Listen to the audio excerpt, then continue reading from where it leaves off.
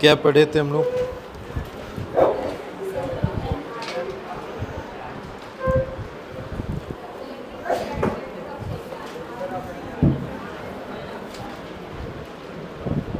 ठीक,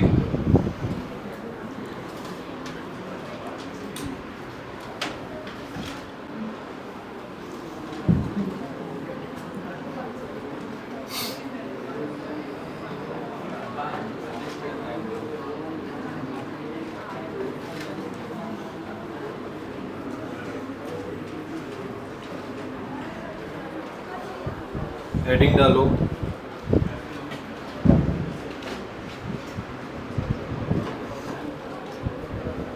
बात नहीं, शांत हो जाओ।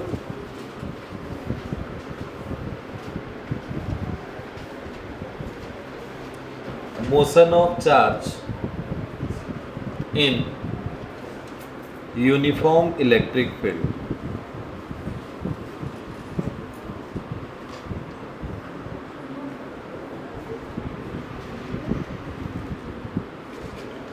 Motion of charge in uniform electric field. अगर कोई इलेक्ट्रिक फील्ड गिवन हो जो कि यूनिफॉर्म हो, तो उसमें चार्ज का मोशन जब होगा तो क्या क्या चीज़ें होंगी, क्या फाइंड आउट करना होगा, क्वेश्चन कैसे बनेगा, इन सारी चीज़ों पे बात कर रहे हैं। ध्यान से सुनिएगा एक एक। हम पहले एक इलेक्ट्रिक फील्ड बनाते हैं जो कि यूनिफॉर्म होगा। सुनिएगा, यहाँ पे समझिएगा। यूनिफॉर्म इलेक्ट्रिक फील्ड बना रहा हूँ, तो यूनिफॉर्म इलेक्ट्रिक फील्ड बनाने के लिए मैं डायरेक्ट बना देता, बट मैं प्लेट बना रहा हूँ। एक प्लेट पॉजिटिव चार्ज का होगा और एक प्लेट निगेटिव चार्ज का होगा। अब इलेक्ट्रिक फील्ड तो समझ जाओगे कि कैसे होगा। इलेक्ट्रिक फील्ड किससे निकलती है और किसकी तरफ चलती है? नेगेटिव की तरफ। तो जाहिर सी बात है इलेक्ट्रिक फील्ड कुछ ऐसे रहा होगा। ठीक है, मैं कुछ ही इलेक्ट्रिक फील्ड इसमें बनाया हूँ और ये यूनिफॉर्म है। यूनिफॉर्म इलेक्ट्रिक फील्ड मतलब पैरेलल होगा, इक्वी स्पेस्ड होगा, स्ट्रेट लाइन में होगा। ठीक है, अब यहाँ पे थोड़ा ध्यान से देखो, हमें इसमें किसी चार्ज को मूव कराना है, मोशन में लेके आना है। तो चार्ज को मोशन में लाओगे तो चार्ज कुछ भी हो सकता है, like electron, proton, alpha particle, beta particle, जो भी तुम ले सकते हो। कोई भी वो पार्टिकल हो सकता है या कोई भी वो चार्ज भी हो सकता है जो अपने हिसाब से तुम ले रहे हो। सपोज दैट मैंने यहाँ पे एक चार्ज लिया है, मान लो अभी तुम्हारे के तुमको समझाना है तो उसके हिसाब से मैं ले रहा हूँ। एक इलेक्ट्रॉन ले रहा हूँ, एक जिस पे चार्ज तुम्हें पता है निगेटिव होता है और 1.6 इंटू 10⁻⁻19 होता है। ठीक, और इसको मैं v वेलोसिटी से, मतलब या v नॉट वेलोसिटी से आगे की तरफ ऐसे फेंक रहा हूँ। ये वेलोसिटी x एक्सिस की वेलोसिटी है, ध्यान देना। ऐसे इसको फेंक रहा हूँ, तो क्या ये इलेक्ट्रॉन, बस ऐसे अभी सोचो प्रैक्टिकली, क्या ये इलेक्ट्रॉन सीधे ऐसे निकल जाएगा? क्या ये इलेक्ट्रॉन सीधे ऐसे निकल जाएगा? नहीं, नहीं निकलेगा। उसके पास वेलोसिटी है, वो निकल सकता था, मगर क्या यहाँ पे इलेक्ट्रिक फील्ड बैठा है? और तुमने अभी पढ़ा इलेक्ट्रिक फील्ड में लगने वाला फोर्स क्या Q इंटू ई होता है क्या? अगर किसी चार्ज को तुम रख देते हो इलेक्ट्रिक फील्ड में तो उस पर फोर्स कितना लगता है? Q इंटू ई। तो जाहिर सी बात है ये इलेक्ट्रॉन एक चार्ज है, और जैसे ये इलेक्ट्रिक फील्ड में इंटर करेगा तो क्या इसके ऊपर फोर्स नहीं लगेगा? लगेगा। और फोर्स लगेगा तो क्या वो सीधे निकल पाएगा? नहीं निकलेगा, उसमें डिफ्लेक्शन आएगा। क्लियर? अब एक ये बात मैं पहले भी बताया था कि इलेक्ट्रिक फील्ड में इलेक्ट्रॉन पे चार्ज, मतलब निगेटिव चार्ज पे किधर फोर्स लगता है और पॉजिटिव चार्ज पे किधर फोर्स लगता है। तो तुम तो ऐसे ही भी समझ रहे हो कि ये इलेक्ट्रॉन है तो किधर खींच के जाएगा? ये पॉजिटिव प्लेट की तरफ। तो ऐसे यहीं से नहीं उठ जाएगा ये, क्योंकि तुमने इसको फेंका है, मतलब 10 मीटर पर सेकेंड की वेलोसिटी दी है या कुछ वेलोसिटी इसको तुमने दी है, तो क्या स्टार्टिंग में तो वेलोसिटी लेके चलेगा आगे, मगर जैसे इस पे धीरे धीरे फोर्स डोमिनेंट होगा तो क्या फोर्स धीरे धीरे इसको खींचने लगेगा, क्योंकि वेलोसिटी तो लगातार एक बराबर रहेगी नहीं, धीरे धीरे कम हो रही है। तो उस केस में क्या फोर्स डोमिनेंट होता गया और धीरे धीरे इसको खींच लिया। मतलब क्या इसके पाथ को अगर हम देखें तो क्या इसका पाथ स्ट्रेट लाइन रहेगा, नहीं, इसका पाथ कुछ ऐसे बनेगा, क्या प्रोजेक्टाइल मोशन की तरह दिखाई देगा। क्या एक ऐसे पैराबोला बन रहे हैं यहाँ पे, समझ रहे हो, मतलब एक प्रोजेक्टाइल मोशन की तरह दिखाई देने लगा। अब इसमें क्या क्या, जब भी प्रोजेक्टाइल मोशन आता है तो हमारे दिमाग में दो केसेस चलने लगते हैं।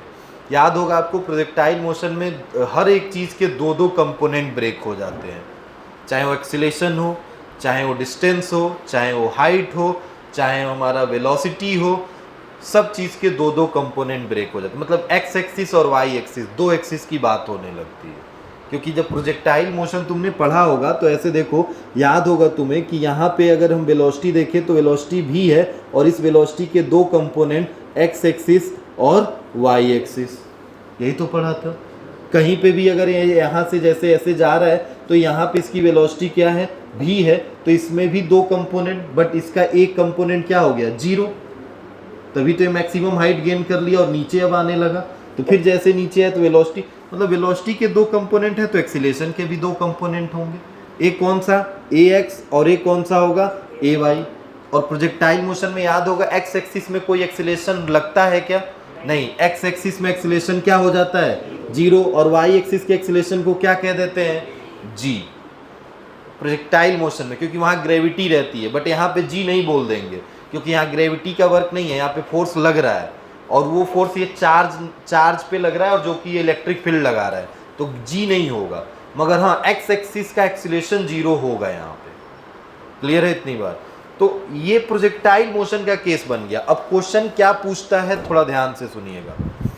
सबसे पहले क्वेश्चन आपसे ये पूछा जाएगा कि जब हमने उस चार्ज को v वेलोसिटी या v नॉट वेलोसिटी से फेंका, थ्रो किया उस इलेक्ट्रिक फील्ड में जो गिवन होगा इलेक्ट्रिक फील्ड, तो वो चार्ज, मैं बेसिक क्वेश्चन अभी बोल रहा हूं, वो चार्ज कितना डिस्प्लेस कर गया, मतलब एक एंगल बनाया, कितना डिफ्लेक्ट कर गया एक्स एक्सिस से। क्या डिफ्लेक्शन दिखाई दे रहा है तुम्हें?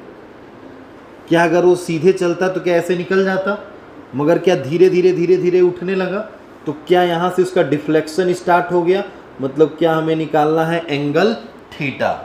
और जब डिफ्लेक्शन हुआ तो वाई एक्सिस में क्या ये डिस्प्लेसमेंट किया है, मतलब वाई एक्सिस ऊपर की तरफ गया है, तो ये कितना ऊपर गया है वाई एक्सिस में, मतलब ये यहाँ से डिफ्लेक्ट करके कितना डिस्प्लेसमेंट किया वाई एक्सिस में, हमें वाई निकालना है। क्लियर है इतनी बात? बस मैं क्या दिया हूँ आपको, एक चार्ज जिसको कितने वेलोसिटी से फेंका गया है, v नॉट वेलोसिटी से, और ये जो प्लेट है इस प्लेट की लंबाई भी दे देता हूँ, चलो ये x एक्सिस का डिस्टेंस है तो इसको मैं x मान लेता हूँ। समझ गए? यही तीन चीज दिया हूँ और इलेक्ट्रिक फील्ड दिया हूँ जिसको मैंने क्या नाम दे दिया, E। इलेक्ट्रिक फील्ड की इंटेंसिटी दी होगी, वो E दे दिया। हमसे दो चीज पूछा, क्या डिफ्लेक्शन, इसको क्या कहते हैं, एंगल ऑफ डिफ्लेक्शन, और इसको कहते हैं displacement in a y axis, मतलब ऊपर की तरफ कितना डिफ्लेक्ट करके ये चला गया है। ठीक है, तो हमें क्या करने होंगे, दो कंपोनेंट बनाने होंगे, हर एक चीज के दो कंपोनेंट बनाने होंगे और उन्हीं दोनों कंपोनेंट के हिसाब से हम क्वेश्चन को सॉल्व करेंगे। तो पहले हम कंपोनेंट बना ले रहे हैं एक एक करके, पहले आप देख लीजिएगा तब नोट करिए। पहले एक्स एक्सिस का कंपोनेंट बन गया और दूसरा वाई एक्सिस का कंपोनेंट बन गया। ठीक है, अब सुनिए, एक्स एक्सिस के कंपोनेंट के हिसाब से अगर तुम देखो तो पहले अभी मैंने बताया कि जब भी कोई ऑब्जेक्ट प्रोजेक्टाइल मोशन करता है तो एक्स एक्सिस का पहली चीज हम निकाल लें एक्सीलरेशन। क्या उस एक्सीलरेशन को जीरो बोल सकते हैं? बोलेंगे ना, अरे अभी तो बताया एक्स एक्सिस में कोई एक्सीलरेशन नहीं रहता, बट क्या वाई एक्सिस में एक्सीलरेशन रहेगा? रहेगा। कैसे निकालेंगे? तो वाई एक्सिस में एक्सीलरेशन निकालना है तो थोड़ा सा ध्यान से देखो, F इज इक्वल टू कितना होता है, m इंटू ए। न्यूटन के हिसाब से एक्सीलरेशन अगर फाइंड आउट कर रहे हो तो F इज इक्वल टू कितना होता है, m इंटू ए। यहाँ पे कौन सा फोर्स लग रहा है चार्ज पे? क्या Q इंटू ई लग रहा है क्या? उसका मास कितना है? m a। तो क्या यहाँ से a की वैल्यू कितनी आएगी? Q e upon m। क्या यहाँ से एक्सीलरेशन मिल गया y एक्सिस का? तो यही y एक्सिस का एक्सीलरेशन है, Q e अपॉन में कितना हो जाएगा? m। Q की जगह पे आप e रखिएगा, क्योंकि आपने कौन सा चार्ज लिया है? इलेक्ट्रॉन। मैं Q यहाँ रख रहा हूँ, वो बात अलग है, आप ध्यान से समझिएगा। समझ गए हो y एक्सिस का एक्सीलरेशन? दूसरा देखो थोड़ा, बताओ इनिशियल वेलोसिटी x एक्सिस की कितनी है? अरे दिया हूं, v नॉट। x एक्सिस में ही तो फेंका था, v नॉट। क्या y एक्सिस में भी मैंने इनिशियल वेलोसिटी कोई दी है क्या? नहीं। तो y एक्सिस की इनिशियल वेलोसिटी कितनी हो जाएगी? 0। क्लियर है इतनी बात? थर्ड देखिएगा, x एक्सिस में कितना डिस्प्लेसमेंट हुआ? x एक्सिस में कितना चले? x। और y एक्सिस में कितना चले? y एक्सिस में डिस्प्लेसमेंट कितना हुआ? y। तो ये तो निकालना पड़ेगा ना, ये तो दिया है x, मगर क्या y तो निकालना पड़ेगा। ठीक है, अभी निकाल लेंगे। पहले यहां बताओ, इसमें एक्सीलरेशन नहीं है, तो speed is equal to distance upon time लगा सकते हैं क्या फॉर्मूला? क्यों भाई? एक्सीलरेशन नहीं है तो फॉर्मूला तो ये वर्क कर सकता है, speed is equal to distance upon time. तो डिस्टेंस, स्पीड भी कौन सा रखेंगे? एक्स एक्सिस का, अपॉन में क्या होगा? टाइम। अब थोड़ा एक चीज बताना, ये जो स्पीड में रखा हूं ना, इसको चलो इनिशियल ही अभी पढ़े हो तो इनिशियल ही रहने दो, कोई दिक्कत नहीं है। बताओ यहां से टाइम की वैल्यू निकालोगे तो कितना आ जाएगा? क्या ये एस एक्स अपॉन में यू एक्स, ये जो वैल्यू है इसकी कितनी गिवन है? एक्स। और ये कितनी है? B not. क्या टाइम यहाँ से पता चल गया? ये मैं टाइम क्यों निकाला हूँ, थोड़ा ध्यान से देखो। एक्स एक्सिस में यहाँ से यहाँ जाने में, मतलब इधर चलने में जितना समय ले रहा है, क्या वहाँ से यहाँ, मतलब यहाँ से यहाँ जाने में भी उतना ही समय लेगा? प्रोजेक्टाइल मोशन में आपने ऐसा देखा होगा। अरे भाई समझ रहे हो मैं क्या बोल रहा हूँ? ऐसे देखो, ऐसे समझो, जैसे मान लो किसी बॉल को तुम छत पर से फेंक रहे हो, बस ऐसे समझना, ये छत है, इस छत से तुम फेंक रहे हो, तो क्या है, बॉल यहाँ से ऐसे गिर रही है, ठीक है, ये छत है तुम्हारा और ये ग्राउंड हो गया, बॉल ऐसे ग्राउंड पे गिर गई। बॉल जब यहाँ पहुँची होगी, यहाँ, तो क्या ये दो डिस्टेंस ट्रेवल की होगी? कौन कौन सा? y एक्सिस का और x एक्सिस का। तो क्या यहाँ पहुँचने पे जितना y एक्सिस में डिस्टेंस टाइम लगा है, उतना ही x एक्सिस में पहुँचने में भी उतना ही टाइम लगा होगा? समझ रहे हो? तो वही बात तो मैं बोल रहा हूँ कि यहाँ से यहाँ जाने में जितना समय लगा है, वही यहाँ से यहाँ जाने में भी लगा होगा, मतलब y एक्सिस में भी जाने में उतना ही समय लगा होगा, t टाइम। तो मैंने यहाँ पे t के लिए देखो, मैंने केवल लिखा क्या कि ये इनिशियल वेलोसिटी x एक्सिस का, ये डिस्प्लेसमेंट x एक्सिस का, बट टाइम किसी न x का न y का, दोनों में यही टाइम यूज होगा। क्लियर है इतनी बात?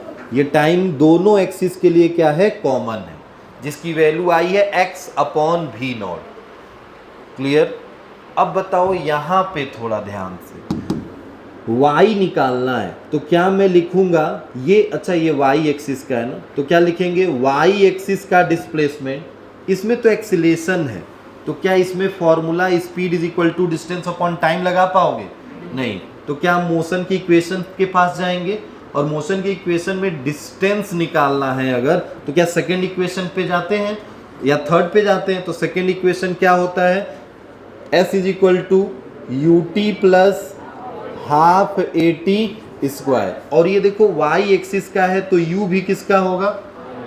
एक्सीलरेशन भी, टाइम नहीं होगा, क्योंकि टाइम दोनों के लिए क्या रहेगा? सेम रहेगा। अब बताओ u i की वैल्यू कितनी है? तो क्या ये 0 हो जाएगा? देन s y की वैल्यू कितनी है? y is equal to half A y कितना निकाला है? क्यू ई बाई m, और t की वैल्यू देखो क्या यहाँ से निकाल के बैठे हो, तो कितना है? x अपॉन में भी नॉट। क्या यही वाई हमें फाइंड आउट करना था? स्क्वायर कर लो। क्या हमें यही y निकालना था? पहला मैंने यही बोला था कि हमें y कितना डिस्प्लेस किया चार्ज, यही पता लगाना था। अब देखो सब चीज़ उसमें पता है, जो जो चीज़ मैं दिया था वही है, बस एक मास एक्स्ट्रा आया है और इलेक्ट्रॉन है तो उसका मास तुम्हें पता होगा। Q इलेक्ट्रिक फील्ड दिया था, M दिया हूँ, X दिया था, इनिशियल वेलोसिटी v नॉट दिया था, 1/2 कांस्टेंट ही है। क्या y पता चल जाएगा? एक तरह से तुम्हारे लिए फॉर्मूला है। अच्छा, x अपॉन वी नॉट, जो x square upon v naught square दिया है, अगर हमें टाइम डायरेक्ट दे देता, जैसे बोल देता 10 सेकेंड, तो x और v नॉट देने की ज़रूरत ही नहीं होती। क्या मैं डायरेक्ट यहाँ पे ए वाई की जगह पे ये रख देता और t को 10 सेकेंड रख के सॉल्व कर देता? समझ रहे हो? जरूरी नहीं है कि हमेशा क्वेश्चन में इनिशियल वेलोसिटी दे और तब y पूछे। इनिशियल वेलोसिटी न दे के उसने केवल टाइम दे दिया तो हम डायरेक्ट ए वाई की जगह पे ये वाली वैल्यू रख देंगे और टी स्क्वायर रख देंगे। मतलब हम कह ये रहे हैं कि y is equal to half A y की जगह पे क्या रखेंगे, क्यू ई बाई एम, और t की वैल्यू ये रख रहे हैं। टाइम अगर डायरेक्ट दिया है तो क्या डायरेक्ट टी स्क्वायर रख देंगे? तो ये भी तो फॉर्मूला बन सकता है हमारे पास। तो क्वेश्चन में देख के समझना कि कौन सा फॉर्मूला कब यूज होना है। ठीक है, तो ये 3 चीजें हुई। बस एक और बचा है, क्या? डिफ्लेक्शन निकालना है। ठीक है, ये एंगल ऑफ डिफ्लेक्शन निकालना है। थोड़ा ध्यान से समझो एंगल ऑफ डिफ्लेक्शन के लिए। प्रोजेक्टाइल मोशन में जैसे कहीं पे भी तुम यहाँ पे वेलोसिटी अगर लेते हो तो इस वेलोसिटी के 2 कंपोनेंट हो जाते हैं, एक्स एक्सिस के और कौन से, वाई एक्सिस के हो जाते हैं। तो यहाँ पे भी वही कहानी, थोड़ा तुम देखो। अगर मैं यहाँ से ये चार्ज ऐसे जल रहा है ऊपर की तरफ, तो इसकी वेलोसिटी इनिशियली तो है, मगर वेलोसिटी चेंज हो रही है, तभी तो ये ऊपर की तरफ चल रही है। वेलोसिटी इसकी चेंज हो रही है, तो हर एक जगह पे वेलोसिटी इसकी अलग अलग होगी। तो थोड़ा ध्यान से देखो, अगर मैं यहाँ पे वेलोसिटी निकालूं तो वेलोसिटी का टेंजेंट क्या भी ऐसे रहा होगा? इसके कितने कंपोनेंट रहेंगे? 2। एक होगा भी एक्स और एक कौन सा होगा, भी वाई। समझ रहे हो इतनी बात? कहीं पे भी निकाल लो, यहाँ भी निकालोगे तो ऐसे गया होगा, एक भी एक्स रहा होगा और एक क्या रहा होगा, भी वाई। और यहाँ पे जो एंगल बनेगा, यही एंगल क्या है यहाँ पे, थीटा। अब एक बात बताओ, मैं इस भी वाई को उठा के यहाँ पे रख दूं, बस ऐसे समझना, इस भी वाई को उठा के यहाँ पे रख दूं तो क्या एक ट्रायंगल बन जाएगा ऐसे? ये है भी एक्स और ये है भी, और यहाँ पे मैंने किसको उठा के रख दिया, भी वाई को, और यहाँ पे जो एंगल बन रहा है वही एंगल क्या है, थीटा। यही एंगल है ना थीटा। अब एक बात बताओ, क्या यहाँ से हमें एंगल थीटा निकालना है तो टेन थीटा निकाल लें? टेन थीटा कितना होगा, परपेंडिकुलर अपॉन, मतलब एंगल ऑफ डिफ्लेक्शन अगर निकालना है तो किस किस चीज़ की ज़रूरत पड़ेगी, भी वाई और भी एक्स। मतलब चौथी चीज़ हमें यहाँ पे फाइंड आउट करनी पड़ेगी। मैंने सब निकाल दिया था, बस भी एक्स भी वाई नहीं निकाला था। अब एक बात बताओ, क्या भी एक्स की वैल्यू कितनी होगी, भी एक्स की वैल्यू कितनी होगी, जल्दी, भी एक्स की वैल्यू कितनी होगी, बोलो भाई तेज बोलो। भी एक्स की वैल्यू भी नॉट होगी। क्यों होगी? क्योंकि उसके पास एक्सीलरेशन नहीं है भाई। ए एक्स की वैल्यू कितनी है, अरे एक्स एक्सिस में वेलोसिटी चेंज होती है क्या, भूल गए हो? प्रोजेक्टाइल मोशन में मैंने बोला एक्स एक्सिस में एक्सीलरेशन है ही नहीं, तो एक्सीलरेशन है ही नहीं तो कोई इफेक्ट पड़ेगा क्या वेलोसिटी पे? कांस्टेंट रेट से चल रही होगी। तो जैसे तुमने फेंका था भी नॉट से, एक्स एक्सिस में उसी स्पीड से चलेगी, चाहे वो यहाँ रहे, यहाँ रहे, यहाँ रहे, यहाँ रहे, कहीं रहे, एक्स एक्सिस की वेलोसिटी हमेशा उसकी कितनी रहनी है, भी नॉट। तो एक्स एक्सिस की फाइनल वेलोसिटी भी कितनी रहेगी, भी नॉट। क्लियर है? बट वाई एक्सिस की वेलोसिटी चेंज होगी। अब बताओ, वाई एक्सिस की वेलोसिटी निकालने के लिए मैं क्या u प्लस AT लगा दूं क्या? अरे एक्सीलरेशन है इसके पास, तो final velocity is equal to initial velocity plus acceleration into time. लग सकता है ना मोशन का फर्स्ट इक्वेशन, u y और a भी कौन सा, y। बताओ u y कितना है, 0, तो 0 हो गया। a y की वैल्यू कितनी निकाली है, q e बाई m, और टाइम की वैल्यू कितनी निकाली है, x अपॉन वी नॉट। क्या यहाँ से वी वाई पता चल गया? अब बताओ, वी वाई भी पता चल गया, वी एक्स भी पता चल गया, क्या tan theta angle of deflection नहीं बता दोगे?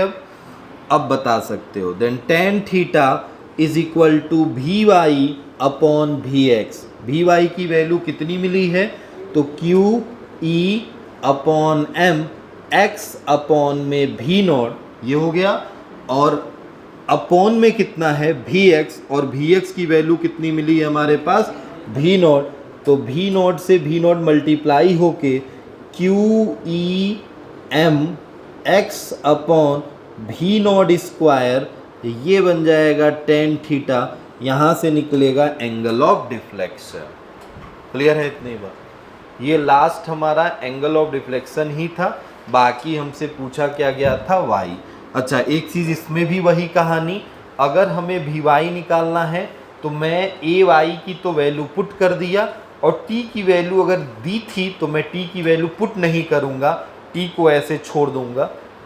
नहीं दिया था तो मैं x और अपॉन वी नॉट की वैल्यू उसकी पुट कर रहा हूँ। ठीक है, ये बात याद रखना, नोट कर लो इसको। यूनिफॉर्म इलेक्ट्रिक फील्ड में चार्ज कैसे मूव करेगा, ये चीज़ आपने देखा।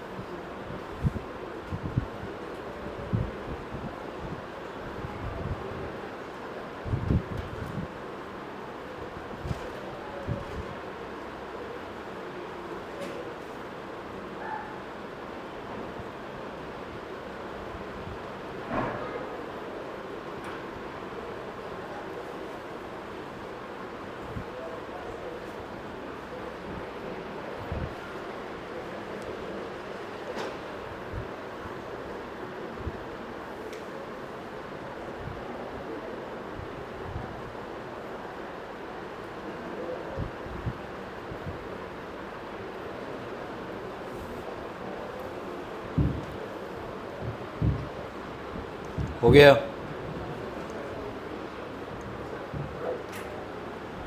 क्वेश्चन करेंगे।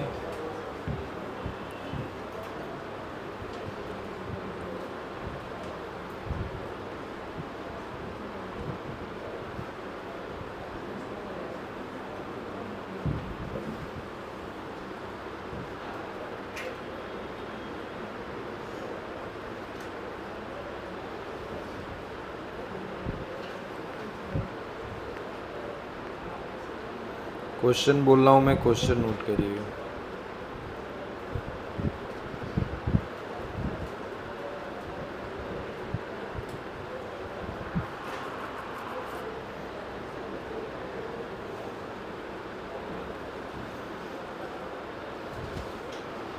लिखो। अच्छा, अभी नोट नहीं हुआ। एक चीज़ यहाँ पे ध्यान देना, जो एंगल ऑफ डिफ्लेक्शन तुम्हें दिख रहा है ना, एंगल ऑफ डिफ्लेक्शन मतलब सॉरी, जो डिस्प्लेसमेंट दिख रहा है वाई, वाई की वैल्यू में एक वर्ड आया है क्यू बाई एम, दिख रहा है? इसे एक बार क्वेश्चन पूछा जा चुका है क्यू बाई एम से। क्यू बाई एम का मतलब क्यू की जगह पे हम क्या रखेंगे? ई रखेंगे ना। तो E by M, E by M is known as the specific charge. इसको क्या कहा जाता है? Specific charge. अब देखो थोड़ा ध्यान से, इलेक्ट्रिक फील्ड क्या कांस्टेंट है? इलेक्ट्रिक फील्ड क्या है? कांस्टेंट है। एक्स की वैल्यू, ये वाली वैल्यू क्या कांस्टेंट है? और जो तुमने इनिशियल वेलोसिटी दी थी v नॉट, वो कांस्टेंट है। 1/2 ऑलरेडी कांस्टेंट है। समझ रहे हो इतनी बात? इसमें भी। और ये एंगल ऑफ डिफ्लेक्शन भी देख लो थोड़ा।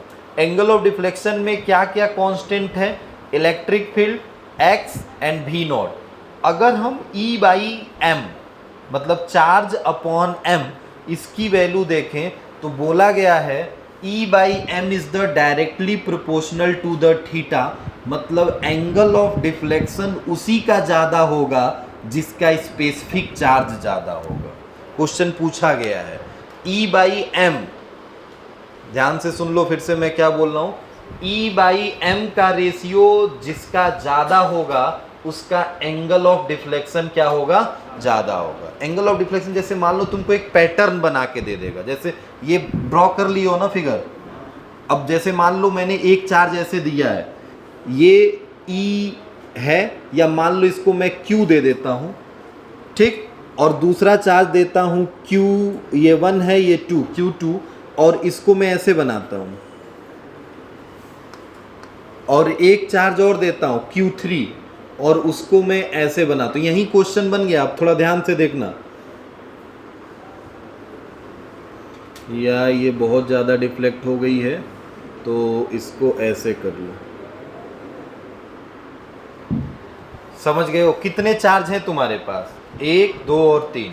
थोड़ा ध्यान से देखो, Q1 ऐसे चल रहा है, Q2 ऐसे चल रहा है और Q3 ऐसे चल रहा है। मैंने आपसे क्वेश्चन पूछा find the nature of the given charge. Nature मतलब पॉजिटिव होगा कि, देख के बताओ भाई, Q1 पॉजिटिव है कि निगेटिव? Q1 पॉजिटिव है कि निगेटिव? कैसे? क्योंकि किस प्लेट की तरफ जा रहा है? प्लस की तरफ। अब बताओ Q2 पॉजिटिव है कि निगेटिव? ये भी निगेटिव है क्योंकि ये भी कहाँ जा रहा है? पॉजिटिव। बट Q3 कैसा है? क्योंकि किसकी तरफ आ रहा है? क्लियर है? ये तो नेचर हो गया। अब मैं पूछा कि फाइंड आउट द, या which charge have a more value of E बाई m। किस चार्ज की वैल्यू, मतलब जो ये चार्ज दिख रहे हैं उसमें E बाई m की वैल्यू किसकी ज़्यादा होगी? Which charge have a more value of E बाई m। तो जिसका एंगल ऑफ डिफ्लेक्शन ज़्यादा होगा, क्या उसका E बाई m ज़्यादा होगा? तो कौन सा चार्ज सबसे ज़्यादा डिफ्लेक्ट किया है? क्या Q2 वाला? मतलब E बाई m इज मोर किसका? Q2 का। E बाई m इसकी वैल्यू सबसे ज़्यादा होगी, उससे थोड़ा सा कम किसका होगा? और सबसे कम किसका होगा? Q3 का। क्लियर है? E बाई m मतलब कौन सा चार्ज है? ये स्पेसिफिक चार्ज। E बाई m लिखा हूँ यहाँ पे। क्लियर है इतनी बात? तो ये बात याद रखना, क्वेश्चन ऐसे ही आ चुका है एक बार, यही जो अभी मैंने बोला है क्वेश्चन। अब क्वेश्चन करने वाला लिख रहे हैं, लिखिएगा। बोले? लिखिए।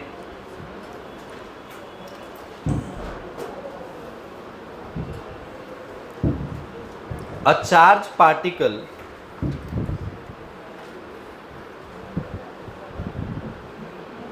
charged particle of a charge 2 microcoulomb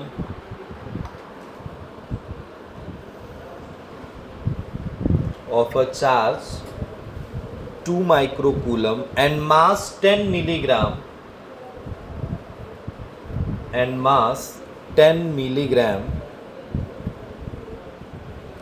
moving with a velocity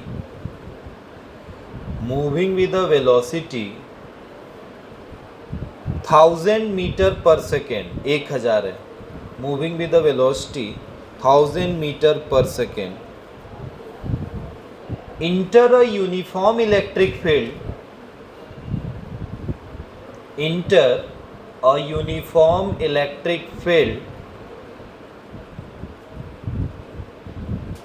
of strength 10 to the power 3 newton पर कूलम, जिसकी स्ट्रेंथ है 10 to the power 3 न्यूटन पर coulomb, directed perpendicular to the direction of motion,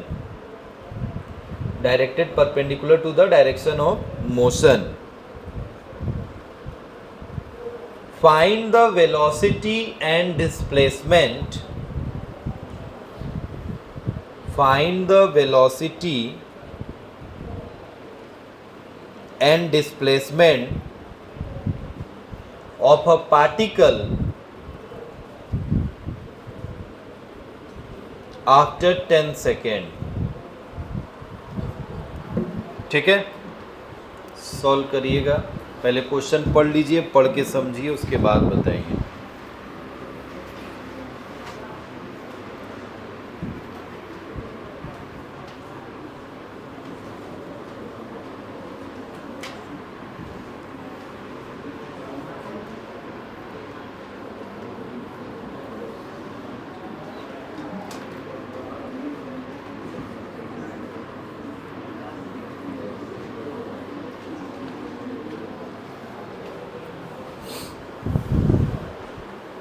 question एक बार पढ़ लो, question पढ़ के समझो क्या क्या दिया है। बोल रहा है एक चार्ज पार्टिकल है जो कि 2 माइक्रोकूलम का है, मतलब Q की वैल्यू गिवन है। वैल्यूज लिखते चलो, क्या क्या दिया है। चार्ज है कितने माइक्रोकूलम का, 2 माइक्रोकूलम का, ठीक है। एंड मास दिया है उसका कितना, 10 ही मिलीग्राम है ना, 2 माइक्रोकूलम एंड 10 मिलीग्राम, ठीक है। चलो 10 मिलीग्राम ही लिख लो, चेंज कर लो भाई। बताओ मिलीग्राम से सारे चार्जेज हमको तो न्यूटन पर कूलम ही दिया है, मतलब हमें जिसमें चलना है सब एसआई यूनिट में ही लेके जाना है। तो मिलीग्राम से किस में लेके चलेंगे इसको, ग्राम में ना। तो पहले ग्राम में आओगे तो 10 टू द पावर क्या -3 रहेगा, और उसके बाद से केजी में लेके आएंगे क्योंकि ग्राम सीजीएस में है, केजी में लेके आएंगे तो क्या 10 टू द पावर -6 हो जाएगा। तो 10 एक ऑलरेडी है और 10 टू द पावर -6, मतलब क्या इसको डायरेक्ट 10 टू द पावर -5 लिख दूं, क्यों भाई, समझे हो ना। 10 टू द पावर -5 केजी हो गया, मास हो गया। अब बताओ वेलोसिटी मतलब v नॉट कितनी गिवन है, 1000 मीटर पर second, directed perpendicular to the direction of motion electric field का। इलेक्ट्रिक फील्ड कितना गिवन है, 10 टू द पावर 3 न्यूटन पर कूलम। क्या क्या निकालना है, 10 सेकेंड के बाद, 10 सेकेंड के बाद वेलोसिटी किस एक्सिस का, ये नहीं बोला है किस एक्सिस का, बस उसने क्या बोला है वेलोसिटी, और क्या निकालना है। तो इसका मतलब दोनों निकालना पड़ेगा तुम्हें, x का भी और y का, क्योंकि देखो ध्यान से सुनो, ये प्लेट रहा होगा, बस समझ लो, फॉर्मूला लिखे हो तुम, हम बता नहीं रहे। ये प्लेट रहा होगा directed toward the perpendicular of the motion, बोला है इलेक्ट्रिक फील्ड जो है ना मोशन के परपेंडिकुलर है। तो क्या इसका मतलब इलेक्ट्रिक फील्ड ऐसे चल रहा है और मोशन ऐसे हो रहा है, यही है directed toward the perpendicular of the motion. इसका मतलब ये चार्ज कहीं ऐसे चला होगा। अब बताओ सपोज दैट 10 सेकेंड में यहाँ पहुंचा है, मान लिया 10 सेकेंड में यहाँ पहुंचा है, या यहाँ कहीं भी एक जगह मान लो यहीं पहुंचा है, तो यहाँ पहुंचा है तो उसकी वेलोसिटी क्या रही होगी, v। क्या यही v निकालना है, बट v कैसे निकालोगे, पहले क्या निकालना पड़ेगा vx, फिर क्या निकालना पड़ेगा vy, और दो वेक्टर कितने डिग्री पे 90, तो क्या दोनों का रिजल्टेंट ही तो v रहा होगा। तो vx vy निकालोगे तब जाके रिजल्टेंट आएगा, समझ रहे हो इतनी बात। और इसी तरह डिस्प्लेसमेंट में भी एक x एक्सिस का होगा और एक y एक्सिस का। तो x एक्सिस का डिस्प्लेसमेंट निकालो और y एक्सिस का, फिर दोनों वो भी डिस्प्लेसमेंट है तो वेक्टर होगा, तो दोनों वेक्टर को फिर जोड़ो तब डिस्प्लेसमेंट निकल के आएगा, ठीक है। बाकी सारी चीज़ें गिवन है। अब बताओ कितना आ रहा है आंसर हमें vx और vy निकाल के, जल्दी थोड़ा करो।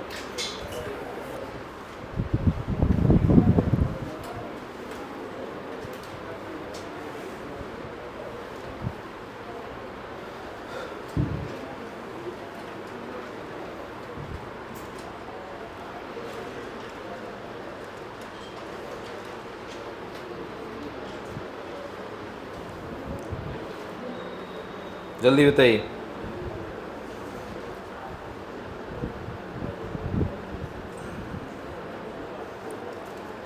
BY आ गया, अरे इतना समय नहीं लगना है भाई, कैलकुलेशन हाँ 10⁴ कैसे निकाला? देखो इधर थोड़ा Vx की वैल्यू कितनी होगी? एक्स एक्सिस में वेलोसिटी चेंज होती है क्या? नहीं, जितनी थी उतनी रहेगी। कितनी?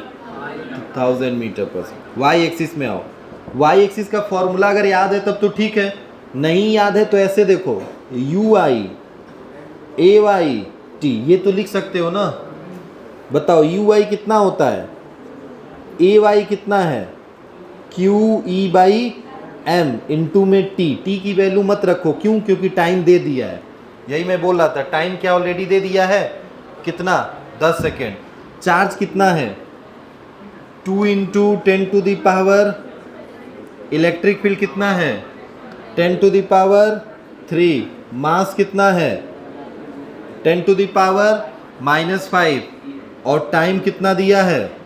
10। यही है ना? रख दो वैल्यू भाई, जल्दी बताओ। -5 से -6 कट जाएगा, एक -1 बच जाएगा, और 10 से ये भी खत्म हो गया। क्या 2000 आएगा? क्यों भाई 2000 आ रहा है? यही आ रहा है ना बी वाई? 2000 सही तो आ रहा है बी वाई। और ये है बी एक्स। अब बताओ वी एक्स और वी वाई दोनों कितने डिग्री पे हैं? 90। तो क्या हमें नेट निकालना है तो वी एक्स का स्क्वायर प्लस, बाकी तो cos 90 जीरो हो जाता है। वी एक्स का स्क्वायर बताओ कितना? 1000 का स्क्वायर, अरे 10 का पावर 3 का स्क्वायर 10 का पावर 6 हो जाएगा, प्लस 2 को छोड़ दो अभी, ये भी देखो ध्यान से, तो 2 का करोगे स्क्वायर तो 4 हो जाएगा, और 4 इंटू 10⁻, लिख सकते हैं क्या? 4 इंटू 10⁻6 रूट से बाहर आ जाएगा, तो क्या 10⁻3 हो जाएगा, और 1 और 4 क्या √5 हो जाएगा क्या? समझ रहे हो? अरे यहाँ कॉमन लियो, यहाँ कॉमन लियो, तो 1 + 4 √5 होगा। 10⁻3 को क्या 1000 लिख सकते हो, देन 1000 √5, मतलब समझ गए हो ना आंसर कितना आया है ये बी। ये मीटर पर सेकेंड में। चेक कर लेते हैं कहीं कुछ गड़बड़ तो नहीं है आंसर।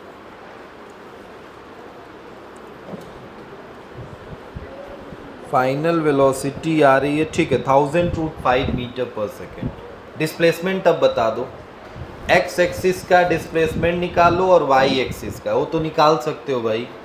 वेलोसिटी निकाल दिया हूँ, डिस्प्लेसमेंट निकाल के बताओ।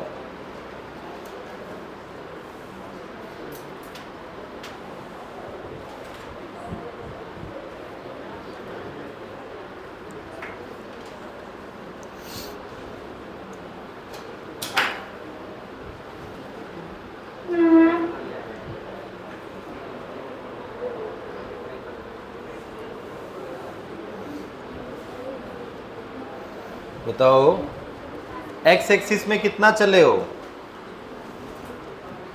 अरे एक्स एक्सिस में कितना डिस्प्लेसमेंट है? Distance, speed is equal to distance upon time, तो डिस्टेंस इज इक्वल टू क्या, स्पीड इनटू टाइम होगा। एक्स एक्सिस की वेलोसिटी कितनी होगी? 1000। टाइम कितना है? 10, तो क्या 10 का पावर 4 होगा। मीटर में ही रखेंगे, ठीक है। एक्स एक्सिस का मिला। अब बताओ वाई एक्सिस, फॉर्मूला मुझे याद नहीं है मगर मुझे दिमाग में इतना याद है, ut + ½ AT², ये तो याद है। और वाई एक्सिस का लिख रहे हैं तो यू आई तो 0 होगा, तो छोड़ दो। ½ AT², तो हाफ और a क्या होता है, QE/m, और t दिया है तो t की वैल्यू रखनी नहीं है। समझ गए? रख दो। एस वाई ही निकालना है। हाफ क्यू कितना है, 2 इंटू 10⁻⁻6, इलेक्ट्रिक फील्ड 10⁻3, मास 10⁻⁻, टाइम कितना 10, तो 10 का स्क्वायर करेंगे तो 10 का पावर 2 लिख देते हैं, ठीक है। अब बताओ 2 से 2 कैंसल हो जाएगा, उतना कैसे होगा, 2 खत्म हो गया यहीं पे। 10 का पावर -5 से 10 का पावर ये कैंसल, क्या इससे एक 10 बच जाएगा? और ये खत्म, 3 और 1 10 का पावर मीटर आया। एस वाई और एस एक्स दोनों को जोड़ेंगे, नेट डिस्प्लेसमेंट अगर चाहिए तो स्क्वायर करके बताइएगा कितना होगा। 10 के पावर 4 का स्क्वायर, क्या 10 का पावर 8 होगा? और 10 के पावर 4 का स्क्वायर, 10 का पावर क्या होगा? 8। 10 का पावर, इसमें ध्यान से देखो 8 है, कॉमन ले लो तो अंदर क्या बचेगा? 1 प्लस, और ये 10 का पावर 8 बाहर जब आया होगा तो क्या 4 हो गया होगा? मतलब क्या इसको मैं 10,000 मतलब 10,000√2 मीटर लिख सकता हूं क्या? ये है डिस्प्लेसमेंट और ये है वेलोसिटी।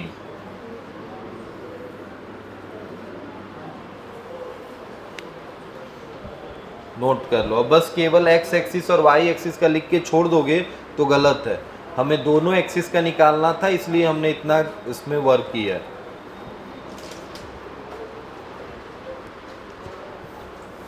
बताओ भाई, कर लोगे ऐसे क्वेश्चन? ये तो सिंपल फॉर्मूले पे हैं, चलो थोड़ा क्वेश्चन हट के देते हैं, आओ करिए।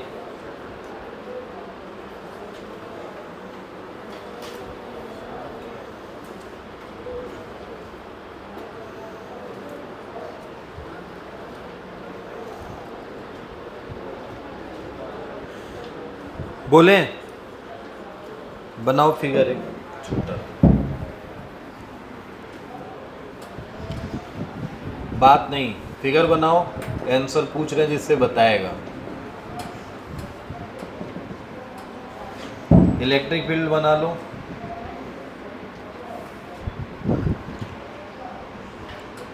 और यहाँ पे क्यू चार्ज है और इसको तुमने फेंका है तो ये ऐसे ही यूँ गया है, जिस पे मास है m और इसको फेंका है आपने v0 वेलोसिटी से, ठीक है। और ठीक है, v0 वेलोसिटी से ये ऐसे गया है, ये लेंथ है l और ये ऊपर है यहाँ से s/2, मतलब टोटल डिस्टेंस जो s था ये s/2 डिस्टेंस ऊपर रखा गया है,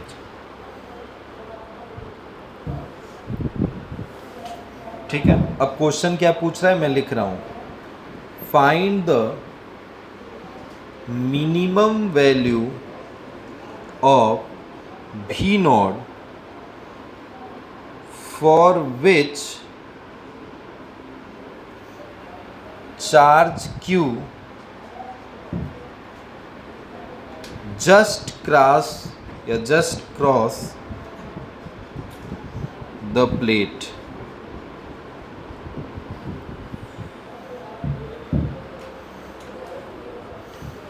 क्वेश्चन पढ़ लो, समझ लो एक बार क्या है क्या नहीं, फिर मैं बताता हूँ।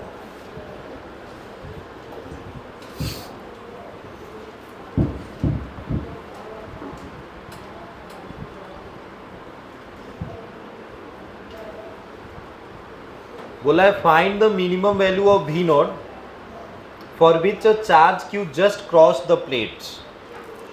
समझो ऐसे, ये दो प्लेट लगे हुए हैं, ठीक, चार्ज है q जिसका मास m है और उसको v0 वेलोसिटी से ऐसे फेंका जा रहा है, जो कि कितने हाइट ऊपर रख के फेंका जा रहा है? s/2, मतलब ये y दिया है, y एक्सिस का डिस्टेंस दिया है, प्रोजेक्टाइल मोशन ऐसे ही ना होता है, तो ये y का डिस्टेंस दिया गया है और x का डिस्टेंस कितना दिया गया है? l दिया गया है। जब इसको फेंका जाएगा तो हो सकता है कि वो यहीं बीच में गिर जाए, गिर सकता है ना। अगर मान लो तुम स्पीड कम रखते तो क्या होता? हो सकता है यहीं गिर जाता। क्यों गिरता है? क्योंकि एक तो देखो, तुम्हारा ग्रेविटी अगर है, ग्रेविटी है तब तो खींच लेगी, बट हम ये जो पूरा फिगर बनाए हैं ग्रेविटी फ्री है, ग्रेविटी का केस ही नहीं है इसमें। तो ये मत सोचना कि सर अर्थ खींच रही है इसको, अर्थ नहीं खींच रही है, ये प्लेट खींच रहा है। ये चार्ज कैसा है? पॉजिटिव, तो इसको कौन खींचेगा? प्लेट। तो जब खींचेगा तो यहीं से खींच सकता था इसको। अगर तुमने इतनी वेलोसिटी दी है उसको कि ये वेलोसिटी उसको यहाँ तक ले जा रही है, समझ रहे हो, तो कितनी कम से कम कितनी वेलोसिटी दें कि जस्ट इस प्लेट को क्रॉस करके गिर जाए। समझ गए? हमसे पूछा है find the minimum value of v naught, मतलब वी नॉट मतलब वो वेलोसिटी फॉर विच, जिसकी वजह से charge q just cross the plate, उस प्लेट को तुरंत बस क्रॉस कर लो।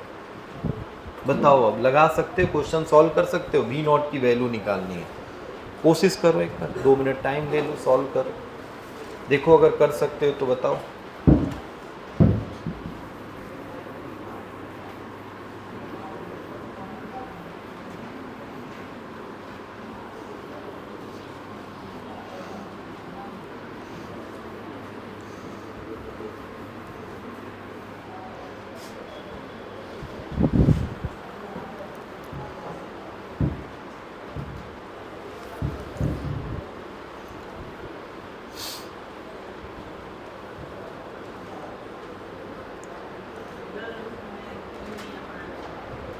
हाँ,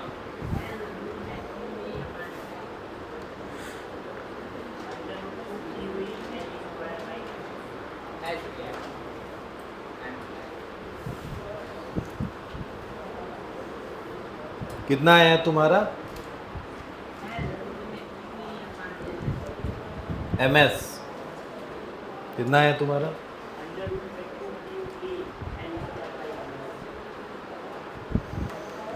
और किसी का कुछ आया आंसर? हम क्वेश्चन में ज़्यादा कुछ नहीं, बस एक आपसे यही पूछा गया है कि वी नॉट की वैल्यू कितनी होगी। और वी नॉट निकालने के लिए तुम्हें पता है कि वी नॉट मतलब निकालना एक वेलोसिटी है, जो कि दिया था वेलोसिटी, बस उसने पूछा मिनिमम क्या होगी, तो मिनिमम वेलोसिटी निकालना है तो speed is equal to distance upon time, ये तो हमें पता होना चाहिए। स्पीड इज इक्वल टू क्या करेंगे, डिस्टेंस अपॉन टाइम, टाइम हमें नहीं पता है ना, जस्ट उस प्लेट को क्रॉस करना है, तो टाइम हमें पता होना चाहिए कि वाई एक्सिस में जितना समय लगाया होगा उतना ही एक्स एक्सिस में समय लगाया होगा। ठीक है, तो पहले तो कुछ चीज़ें लिख लो, जैसे एक्स एक्सिस वाई एक्सिस में लिख रहे थे लिख लो, लिखोगे तो ठीक है, नहीं तो कोई दिक्कत नहीं है। जैसे ऐसे देखो, एक्स एक्सिस में इनिशियल वेलोसिटी कितनी होगी, वही होगी जो पहले थी। वाई एक्सिस में इनिशियल वेलोसिटी कितनी होगी, 0। एक्स एक्सिस का एक्सीलरेशन कितना होगा, 0। वाई एक्सिस का एक्सीलरेशन कितना होगा, क्यू ई बाई एम, ये दिया ही है, क्यू और इलेक्ट्रिक फील्ड ई और चार्ज का मास जो है एम है। ठीक है, अब बताओ यहाँ से थोड़ा ध्यान से देखो, एक्स एक्सिस में डिस्टेंस कितना चल रहा है, तो एक्स एक्सिस में सर डिस्टेंस चल रहा है कितना, एल चल रहा है। अब बताओ एक्स एक्सिस की वेलोसिटी अगर फाइनल वाली निकाल रहे हो तो फाइनल वेलोसिटी कितनी होगी, speed is equal to distance upon time, क्या एल अपॉन टी होगा। टी की वैल्यू अगर निकालें तो एल अपॉन कितना होगा, वी एक्स होगा ना इतना, तो टी की वैल्यू भाई हमें पता ही नहीं है, टी की वैल्यू हमें कहाँ पता है, तो टी की जितना एक्स एक्सिस में, क्योंकि देखो ध्यान से टाइम हमें नहीं पता है, हमें वी एक्स अगर पता भी होगा क्योंकि वी एक्स उतना ही होगा तो वी नॉट ही तो कहलाएगा। समझ रहे हो मैं क्या बोल रहा हूँ, अरे भाई देखो एक्स एक्सिस में ये पहला है, ये दूसरा है, ये तीसरा, ध्यान से देखो, मैंने अभी आपसे बोला था एक्स एक्सिस में एक्सीलरेशन नहीं है तो फाइनल वेलोसिटी भी वही होगी जो इनिशियल थी, तो इनिशियल कितनी है, वी नॉट, तो फाइनल भी वी नॉट ही होगी, तो we naught is equal to कितना हो गया, एल बाई टी। अब वी नॉट तो निकालना ही था और टाइम ऑलरेडी नहीं पता है, तो 2 अननोन क्वांटिटी है तो इससे तो निकल नहीं पाएगा, तो टाइम को निकाल के लाना पड़ेगा, यहीं रख देंगे टाइम को, तो टाइम निकालेंगे कैसे, तो वाई एक्सिस में भी वही टाइम लगेगा, तो टाइम निकाल, एक्सीलरेशन वहाँ पता है, आओ मोशन की इक्वेशन में, S Y is equal to क्या, U Y into T plus half ए वाई इंटू टी स्क्वायर रख सकते हैं क्या, थोड़ा ध्यान से बताना, यू वाई क्या 0 होगा, एस वाई मतलब वाई एक्सिस में कितना डिस्टेंस चला है, क्या एस बाई 2, तो क्या यहाँ पे एस बाई 2 रख देंगे क्या, is equal to half A y कितना दिया है, q e by m and t square, क्या यहाँ से टी स्क्वायर की वैल्यू निकल जाएगी, 2 से 2 क्या हो जाएगा, कैंसिल, एम एस अपॉन में कितना आ जाएगा, क्यू ई, और ये किसकी वैल्यू आई, टी स्क्वायर, स्क्वायर हटाओगे तो किस में आ जाएगा, रूट में, मिल गई टी की वैल्यू, रख दो, यही मिनिमम वैल्यू होगी, एल अपॉन रूट में एम एस अपॉन में क्यू ई, क्या उल्टा करके लिख देंगे इसको, then v naught is equal to कितना हो जाएगा, एल क्यू ई अपॉन एम एस। अभी मैं इक्वल टू लगा के लगाया हूँ, मतलब इस क्वेश्चन को सॉल्व में इक्वल टू लगा के किया हूँ, उसने मिनिमम पूछा है तो आप लेस देन का साइन लगा के सॉल्व करेंगे, समझ रहे हो, जैसे ऐसे लेस देन की वैल्यू, मिनिमम वैल्यू पूछा है ना इसमें, तो ये आप साइन ऐसे लगा के सॉल्व करेंगे, बट ठीक है कोई दिक्कत नहीं, मिनिमम वैल्यू निकाल रहे हो, आपको पता है कि आप निकाल क्या रहे हो। एल अप अंडर रूट में क्यू ई अपॉन एम एस।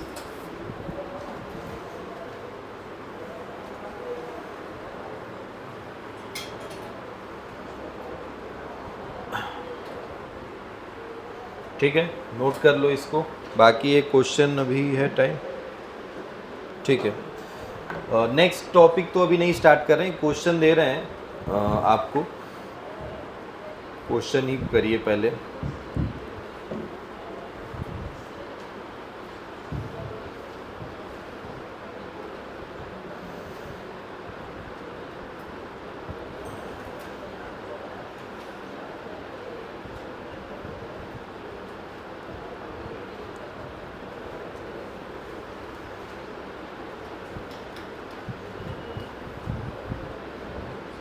बोले, लिखिएगा, जल्दी बताइए इसका answer. A particle of mass 10 to the power minus 3 kg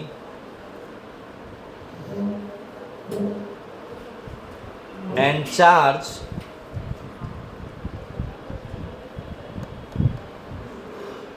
5 microcoulomb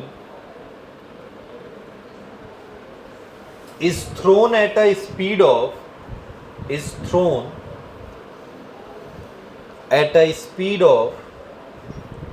20 meter per second, thrown at a speed of 20 meter per second against a uniform electric field,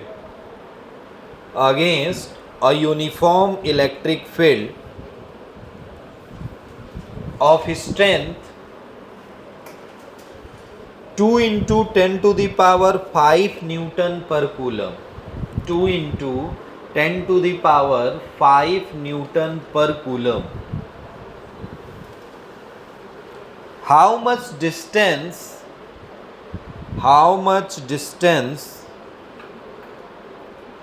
will it travel before coming to rest?